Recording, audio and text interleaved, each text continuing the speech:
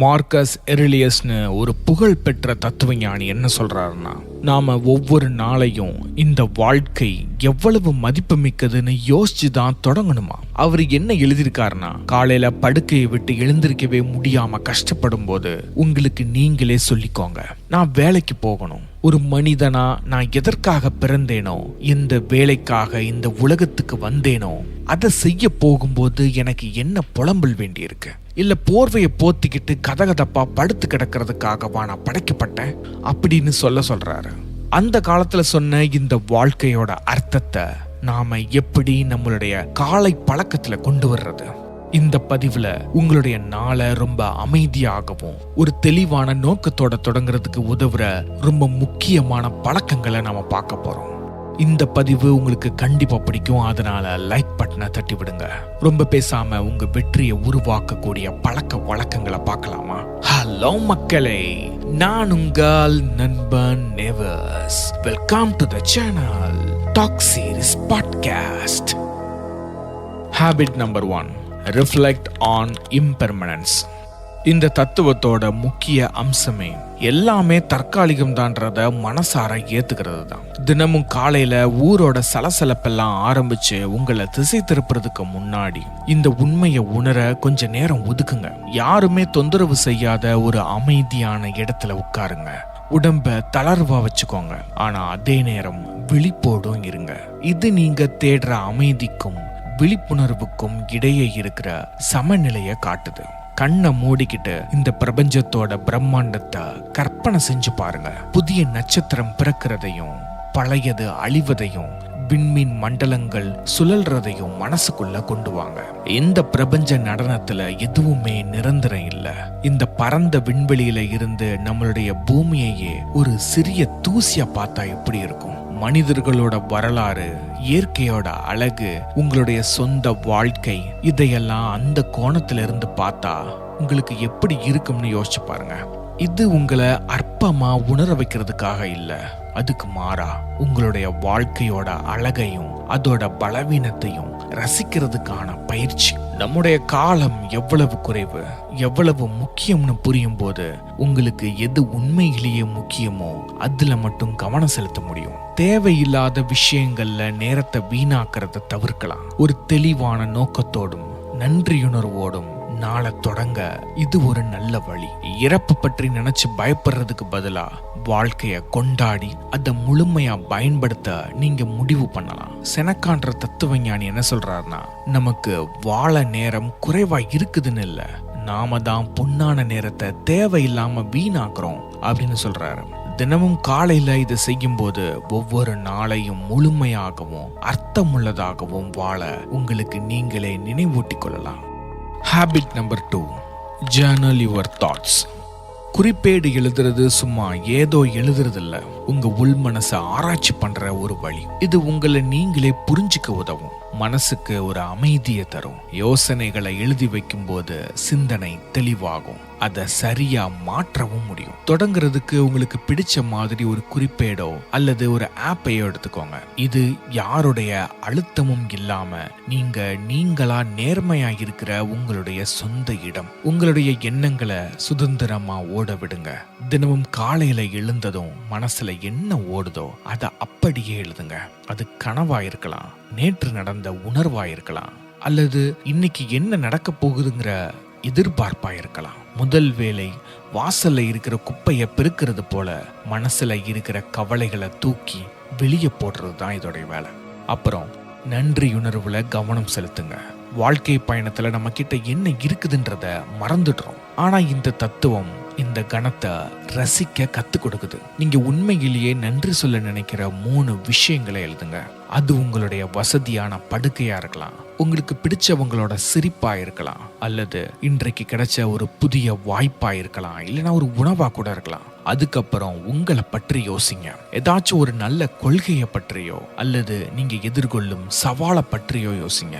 நான் என் கொள்கைப்படி வாழ்றேனா? நேத்து நான் எதுவும் அவசரப்பட்டு செஞ்சேனா? இன்னைக்கு அதை எப்படி சரி பண்றது அப்படின்னு கேள்விகளை கேட்டுக்கோங்க. இது உங்களை நீங்களே குறை சொல்றதுக்கு இல்ல, உங்களை நீங்களே திருத்திக்கிட்டு வளர்றதுக்கு. கடைசியா இன்றைய நாளுக்கு ஒரு மனநிலைய அமைச்சுக்கோங்க. அறிவு, தைரியம், நேர்மை, சுய கட்டுப்பாடு இதனுடைய அடிப்படையில ஒரு முடிவெடுங்க. நாள் முழுவதும் நீங்க எடுக்கும் முடிவுகளுக்கு இதுதான் உங்களுக்கு வழிகாட்டி. உங்களுடைய குறிப்பேடுங்கிறது உங்களுடைய மனசோட கண்ணாடி மாதிரி. அது ஒரு கருவி, ஒரு நண்பன், ஒரு வழிகாட்டி. மார்க்கஸ் எரலியஸோட பெரிய தத்துவ புத்தகமே அவரோட சொந்த குறிப்பேட்டுல இருந்துதான் வந்துச்சு. தத்துவங்களை நிஜ வாழ்க்கையில பயன்படுத்தவும் தனக்கு நடந்ததை புரிஞ்சுக்கவும் அவர் கண்டுபிடிச்ச வழி இதுதான். Habit number 3, choose your mind set, not your goals. இலக்குகளும் எண்ணங்களும் நம்மளுடைய வழியை உருவாக்குது, ஆனா வேற வேற மாதிரி. இலக்குகள் எதிர்காலம், முடிவுகள், சாதனைகள் மேல இருக்கும், அது ஒரு திசையை காட்டும். ஆனா எண்ணங்களோ இந்த நிகழ்காலம், நம்முடைய பயணம், நம்முடைய குணம் மேல இருக்கும். நம்மளுடைய கையில எது இருக்கு, எது நம்மளுடைய கையில இல்லைங்கிற வித்தியாசத்தை இந்த பயிற்சி தெளிவா சொல்லுது. இலக்குகள் பல நேரங்கள்ல நம்ம கட்டுப்பாட்டுல இல்லாத வெளிப்புற விஷயங்களை நம்பி இருக்கும். நாம எவ்வளவு முயற்சி பண்ணாலும் ஏதாச்சும் சிக்கல் வரலாம். ஆனா நம்மளுடைய எண்ணங்கள் நம்ம கையில தான் இருக்கு. வெளி சூழ்நிலை என்னவா இருந்தாலும் நாம எப்படி வாழ போறோங்கிற நம்மளுடைய சொந்த தேர்வு அது. காலையில மனசுல இருக்கிறத எழுதி மனசை சுத்தமாக்குனதுக்கு பிறகு இந்த நாள் எப்படி இருக்கணும்னு யோசிங்க. செய்ய வேண்டிய வேலையை மட்டும் யோசிக்காம இன்றைக்கு நான் எப்படிப்பட்ட மனுஷனா இருக்க போறேன் அப்படின்னு கேட்டுக்கோங்க. அவசரப்படாம எல்லாவற்றையும் பொறுமையா ஏத்துக்கிற மனுஷனா இருக்க போறேனா, எல்லாருக்கும் ஒரு கஷ்டம் இருக்குன்னு புரிஞ்சுக்கிட்டு மத்தவங்க கிட்டையும் என்கிட்டையும் இரக்கமா இருக்க போறேனா, அல்லது சவால்களை நேரடியா எதிர்கொண்டு என் பாதுகாப்பான வட்டத்தை விட்டு வெளியே வரப்போற ஒரு தைரியமான மனுஷனா இருக்க போறேனா. காலையில உங்களுக்கு நீங்களே சில மனநிலையை அமைச்சுக்கோங்க. இதெல்லாம் அடைய வேண்டிய இலக்குகள் இல்ல, நீங்க வெளிப்படுத்த வேண்டிய நற்குணங்கள். இன்னைக்கு நான் கவனமா பேசுவேன், மற்றவங்களோட கோணத்தையும் புரிஞ்சுக்குவேன், எவ்வளவு பிரச்சனைகள் வந்தாலும் அமைதியா இருப்பேன்னு சொல்லிக்கலாம். இது சும்மா சரி பார்க்கும் பட்டியல் இல்ல, நாள் முழுவதும் நீங்க எப்படி எதிர்வினை ஆற்ற வேண்டும்னு சொல்ற ஒரு வழிகாட்டி. செனக்கா இதை பத்தி என்ன சொல்றாருன்னா, உங்களுக்கு என்ன நடக்குதுங்கிறது முக்கியமே இல்லை, அதை நீங்க எப்படி எதிர்கொள்றீங்கன்றது தான் முக்கியம். இது உங்களுடைய அன்றாட தேர்வுகளை உங்களுடைய நல்ல கொள்கைகளோட சேர்க்கும். நீங்க என்ன சாதிச்சீங்க அப்படின்றத வச்சு இல்லாம எப்படி வாழ்ந்தீங்க, எப்படி செயல்பட்டீங்க அப்படின்றத வச்சு உங்களுடைய வெற்றியை அளவிட இது உதவும். Habit number 4, embrace voluntary discomfort. நாம எப்பவுமே வசதியா இருக்க நினைப்போம், வலிய தவிர்ப்போம். ஆனா இந்த வசதியான மண்டலம் நம்மளுடைய வளர்ச்சியை தடுக்கிற ஒரு பொறிங்கிறது தத்துவவாதிகளுக்கு தெரியும். மனசை வலிமையாக்கவும், மன உறுதியை கூட்டவும், வாழ்க்கையோட பெரிய கஷ்டங்களுக்கு தயாராகவும் அவங்களாகவே சின்ன சின்ன சிரமங்களை ஏற்படுத்திக்கிட்டாங்க. ஒரு தத்துவ ஞானி சில நாட்கள் மிகவும் எளிமையான உணவையும் ஆடைகளையும் மட்டும் பயன்படுத்தணும்னு சொன்னாரு. இது எதிர்காலத்துக்கு நம்மளை தயாராக்கும்னு சொன்னாரு. இதனுடைய நோக்கம் கஷ்டப்படுறது இல்ல, வசதிகள் மேல இருக்கிற அடிமைத்தனத்தை உடைச்சு நம்மளுடைய உண்மையான சக்தியை நமக்கு காட்டுறது தான் இது. காலையில உங்களுக்கு நீங்களே சின்ன சின்ன சிரமங்களை கொடுத்து பாருங்க. சோம்பலை முறிக்க குளிர்ந்த தண்ணியில குளிக்கலாம். இது உடலை சுறுசுறுப்பாக்குறது மட்டும் இல்ல, உங்களுடைய மன உறுதிக்கு இது ஒரு சான்று. அல்லது அந்த காலையில எந்திரிச்ச உடனே குடிக்கிற அந்த காஃபிய வேண்டாம்னு தள்ளி வைக்கலாம். உங்களுடைய ஆற்றல் வெளியில இருந்து இல்ல, உங்களுக்குள்ள இருந்து வருதுன்னு நிரூபிக்கலாம். பழைய கஷ்டமான சம்பவத்தை யோசிச்சு அதை எப்படி சமாளிச்சோம்னு 10 நிமிஷம் சிந்திக்கலாம். அல்லது வாகனத்துல போகிறதுக்கு பதிலா நடந்தோ அல்லது மிதி வண்டியிலயோ போகலாம். உடலின் சக்தியை உணர்றதுக்கு இது உதவி செய்யும். இதனால 2 விஷயங்கள் இருக்கு. ஒண்ணு, ஒரு வீரன் உடலை பயிர்விப்பது போல இது மனதிற்கு பயிற்சி. சின்ன சின்ன விஷயங்கள்ல வசதியான வட்டத்தை விட்டு வெளியே வரும்போது வாழ்க்கையோட பெரிய பிரச்சனைகளுக்கு நாம தானாகவே தயாராகிறோம். 2வது, நம்மிடம் இருக்கிற வசதிகளை மதிக்க வைக்கும். சந்தோஷத்துக்கு அது மட்டுமே முக்கியம் இல்லைன்னு புரிய வைக்கும். கஷ்டத்தை சுயமாக ஏத்துக்கும் போது நாம பலவீனமாகல, மனதளவுல பலமாகிறோம். உள்ள இருக்கிற ஆற்றலை வெளியே கொண்டு வந்து தேவையில்லாத பற்ற விட்டுட்டு ஒரு நல்ல சுதந்திரத்தை அடைவோம். கடைசியா நம்ம பார்க்க போற 5வது habit, practice mindfulness and meditation. தியானமும் விழிப்புணர்வும் பண்ணுங்க. விழிப்புணர்வு, தத்துவம், இரண்டுமே நம்மளுடைய எண்ணங்களோட சக்தியையும் இந்த நிகழ்காலத்தோட சக்தியையும் சொல்லுது. காலையில தியானத்திற்குன்னு சிறிய நேரம் ஒதுக்குங்க. இதுக்கு நீங்க ஒரு குறிப்பிட்ட முறையில தான் உட்காரணும், மந்திரம் சொல்லணும்னு கட்டாயமே இல்லை. இப்போ இந்த கணத்துல நீங்க முழுமையா இருக்கணும், அவ்வளவுதான். அமைதியான இடத்தை கண்டுபிடிச்சு வசதியா உட்காருங்க. கண்களை மூடி உங்களுக்குள்ள கவனியுங்க.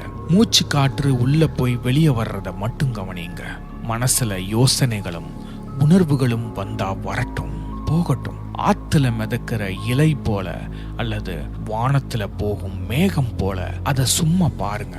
இதனுடைய முக்கியமே நீங்க விலகி நின்று பார்க்கணும். நீங்க வெறும் பார்வையாளர் தான், அதுல ஈடுபடக்கூடாது. நடக்கும் சம்பவத்துல இருந்து நம்மளுடைய முடிவுகளை தனியா பிரிச்சு பார்க்க இது நல்லா உதவி செய்யும். தியானத்தோட கடைசி சில நிமிஷங்கள்ல ஒரு நல்ல பொன்மொழியை யோசிங்க.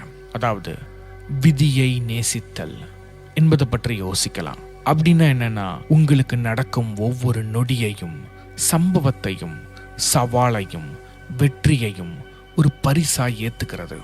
சந்தோஷமோ கஷ்டமோ வெற்றியோ தோல்வியோ வாழ்க்கை எது கொடுக்குதோ அது சும்மா ஏத்துக்கிறது மட்டும் இல்லாம அதை நேசிக்கவும் செய்யணும். இந்த பழக்கங்களோட நாளை தொடங்கும் போது முதல் கணத்திலேயே உங்களுக்கு ஒரு நல்ல மன நிறைவும் நன்றியும் கிடைக்கும். இது நிஜ வாழ்க்கையில இருந்து ஓடுறதுக்கு இல்ல, நிஜ வாழ்க்கை எப்படி இருந்தாலும் அதை விரும்புறதுக்கு. நிகழ்காலம் ஒரு பரிசு. ஒவ்வொரு நொடியும் நாம வளர கிடைச்ச வாய்ப்புன்னு இது நினைவூட்டுது.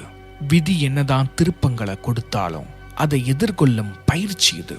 கடைசியா இது உங்களுக்கு ஒரு நல்ல மன அமைதியை தரும். இதை பின்பற்றும் போது வாழ்க்கையின் மீது ஒரு தனி அன்போட உங்களுடைய காலை பொழுத நீங்க உருவாக்குவீங்க. இந்த பதிவு உங்களுக்கு கண்டிப்பா பிடிச்சிருக்கும்னு நம்புறேன். உங்களுடைய நேரத்திற்கு மிக்க நன்றி. இந்த காலை பழக்கங்கள் உங்களுடைய காலை பொழுத மாற்றி நாட்களை சீராக்கி உங்களுடைய வாழ்க்கையே அடுத்த நிலைக்கு கொண்டு போகும்னு நான் உறுதியா சொல்றேன். அடுத்த பதிவில் சந்திக்கும் வரை சென்று வருகிறேன். நான் உங்கள் நண்பன் நேவர்ஸ். ஓகே, பாய்.